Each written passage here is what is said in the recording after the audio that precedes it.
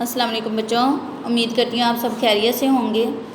آج ہم جماعت چہارم کی اسلامیت کی کتاب کا سبق نمبر 6 تبلیغ اسلام میں ثابت قدمی پڑھیں گے۔ تبلیغ اسلام میں ثابت قدمی، اس سبق میں ہم رسول اللہ صلی اللہ علیہ وسلم اور صحابہ اکرام پر مشرکین مکہ کے مظالم اور مظالم کے مقابلے میں رسول اللہ صلی اللہ علیہ وسلم اور صحابہ اکرام کی ثابت قدمی کے بارے میں پڑھیں گے۔ جب رسول اللہ صلی اللہ علیہ وسلم نے برسر عام اسلام کی تبلیغ شروع کی تو ابتدا میں مشرکین نے اس کی زیادہ پرواہ نہیں کی۔ ان کے باپ دادا اپنے ہاتھ سے بنائے ہوئے بتوں کی پوجا کرتے تھے۔ وہ اپنے باپ دادا کے عقیدے اور طریقے کو چھوڑنا نہیں چاہتے تھے، چنانچہ ان کو توحید کی دعوت بہت بری لگی۔ وہ سب آپ صلی اللہ علیہ وسلم کی مخالفت پر کمر بستہ اور متحد ہو گئے اور آپ صلی اللہ علیہ وسلم کے کام میں طرح طرح کی رکاوٹیں ڈالنے لگے۔ دین حق کا مخالف ہر شخص آپ صلی اللہ علیہ وسلم کو تکلیف پہنچانے کے لیے نئے نئے طریقے ڈھونڈتا تھا۔ ایک عورت روزانہ آپ صلی اللہ علیہ وسلم پر کوڑا اور گندگی پھینکا کرتی تھی۔ ان مشرکین میں سے کچھ بلول کے کانٹے لاتے اور آپ صلی اللہ علیہ وسلم کے راستے میں بچھا دیتے تاکہ آپ صلی اللہ علیہ وسلم کو ان کانٹوں کے چبھنے سے تکلیف پہنچے۔ کچھ بد کلامی کرتے، راستہ چلتے آوازیں کستے۔ آپ صلی اللہ علیہ وسلم حرم کی حدود میں قرآن مجید کی تلاوت فرماتے تو مشرکین اکٹھے ہو کر اونچی آواز میں بولتے، شور مچاتے اور تالیاں بجاتے۔ کبھی نماز کے دوران میں گندگی پھینک دیتے۔ جب آپ صلی اللہ علیہ وسلم کسی کو اسلام کی دعوت دیتے تو نضر بن حارث فارس ایران کے آتش پرست بادشاہوں اور بہادروں کے قصے سنانا شروع کر دیتا اور لوگوں سے کہتا کہ محمد صلی اللہ علیہ وسلم کی بات میری بات سے اچھی نہیں ہو سکتی۔ رسول اللہ صلی اللہ علیہ وسلم نے نبوت سے پہلے اپنی دو بیٹیوں حضرت ام کلثوم اور حضرت رقیہ رضی اللہ تعالیٰ عنہ کا نکاح اپنے چچا ابو لہب کے بیٹوں عتبہ اور عتیبہ سے کر چکے تھے۔ ابو لہب نے اسلام اور رسول اللہ صلی اللہ علیہ وسلم سے دشمنی کرتے ہوئے اپنے بیٹوں سے کہہ کر رسول اللہ صلی اللہ علیہ وسلم کی بیٹیوں کو طلاق دلوا دی۔ یہ کام اس نے اس لیے کیا تاکہ آپ صلی اللہ علیہ وسلم کو ذہنی اور قلبی دکھ پہنچے اور آپ صلی اللہ علیہ وسلم اپنی بیٹیوں کے سکھ کی خاطر اسلام کی تبلیغ سے باز آ جائیں۔ رسول اللہ صلی اللہ علیہ وسلم نے تمام دکھوں، تکلیفوں اور اعذار ثانیوں کے باوجود اسلام کی تبلیغ جاری رکھی، یہاں تک کہ ایک روز قریش کے سردار ایک وفد بنا کر ابو طالب کے پاس آئے اور ان سے کہا، ہم نے آپ صلی اللہ علیہ وسلم سے پہلے بھی عرض کیا تھا کہ آپ اپنے بھتیجے کو منع کر دیں۔ ہم نے آپ رضی اللہ تعالیٰ عنہ سے پہلے بھی عرض کیا تھا کہ آپ اپنے بھتیجے کو منع کر دیں، لیکن آپ نے اس سلسلہ میں کچھ نہ کیا۔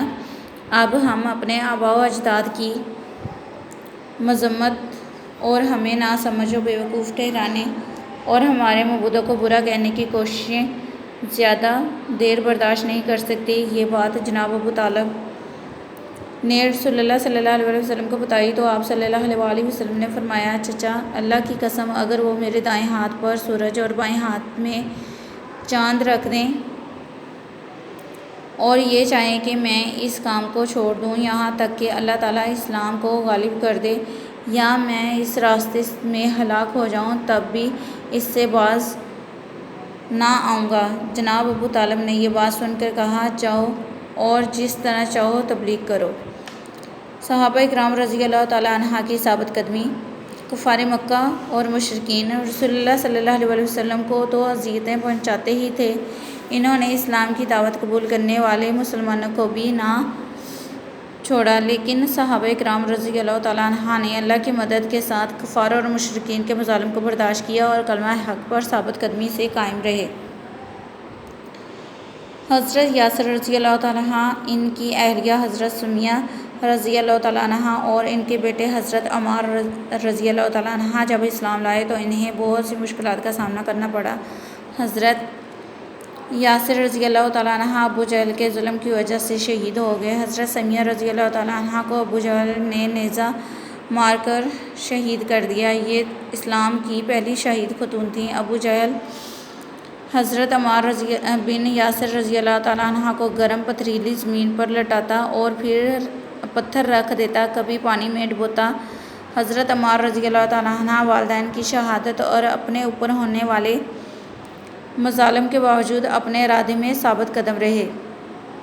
حضرت بلال رضی اللہ تعالیٰ عنہ ایک مشرک امیہ بن خلف کے غلام تھے۔ امیہ انہیں تپتی دوپہر میں گرم ریت پر لٹا دیتا، بھوکا پیاسا رکھتا، جسمانی تکالیف پہنچاتا، آپ کی گردن میں رسی ڈال کر بازاری لڑکوں کے حوالے کر دیتا اور انہیں گلیوں میں کھینچتے پھرتے، کبھی کبھی گرم اور کھردرے پتھروں پر لٹا دیتا اور سینے پر بھاری پتھر رکھ دیتا۔ ان تمام تکلیفوں اور ایذا کے باوجود آپ کی زبان پر احد احد اللہ ایک ہے کے الفاظ جاری رہتے۔ حضرت خباب رضی اللہ تعالیٰ عنہ بن ارت کو مشرکین آگ جلا کر اس میں گھسیٹ کر ڈال دیتے، پھر ایک شخص ان کے سینے پر اپنا پاؤں اس طرح رکھ دیتا کہ کمر زمین سے لگ جاتی، یہاں تک کہ جسم کی چربی پگھلتی اور انگاروں کو بجھا دیتی۔ ان کی پیٹھ پر جلنے کے بے شمار داغ تھے۔ حضرت عثمان رضی اللہ تعالیٰ عنہ بن عفان مکے کے شرفاء میں سے تھے۔ آپ رضی اللہ تعالیٰ عنہ نے اسلام قبول کیا تو ان کے چچا حکم بن ابی عاص بن امیہ انہیں باندھ کر کھجور کی چٹائی میں لپیٹ کر دھواں دیتا تھا۔ جب حضرت عثمان رضی اللہ عنہ نے اسلام ترک کرنے سے انکار کیا تو چچا نے تنگ آ کر رہا کر دیا۔ حضرت مصعب بن عمیر ناز و نعمت میں پلے تھے، اپنے والدین کے بڑے لاڈلے تھے، قیمتی لباس پہنتے تھے۔ اسلام قبول کرنے کی وجہ سے انہیں گھر میں قید کر دیا گیا اور بالآخر ہجرت مدینہ کے وقت سب کچھ چھین کر گھر سے نکال دیا۔ حضرت ابوبکر صدیق رضی اللہ تعالیٰ عنہ کو ایک دن حرم کی حدود میں مشرکین نے شدید زد و کوب کیا، یہاں تک کہ آپ لہو لہان ہو کر بے ہوش ہو گئے۔ مشرکین مکہ نے ان تمام مظالم کے باوجود رسول اللہ صلی اللہ علیہ وسلم اور آپ کے اصحاب رضی اللہ تعالیٰ عنہ کی ثابت قدمی میں ذرا بھر بھی کمی نہ آئی۔ آپ صلی اللہ علیہ وسلم اور آپ صلی اللہ علیہ وسلم کے صحابہ پوری جرأت، ایمانداری اور حوصلے کے ساتھ ایک اللہ کی تبلیغ کرتے رہے اور روز بروز اسلام کی روشنی پھیلتی چلی گئی۔ بچوں، آج کا سبق ہمارا یہاں پہ ختم ہوتا ہے۔ آپ نے یہ ساری سبق اچھی طرح سے یاد کر کے آنا ہے۔ اللہ حافظ۔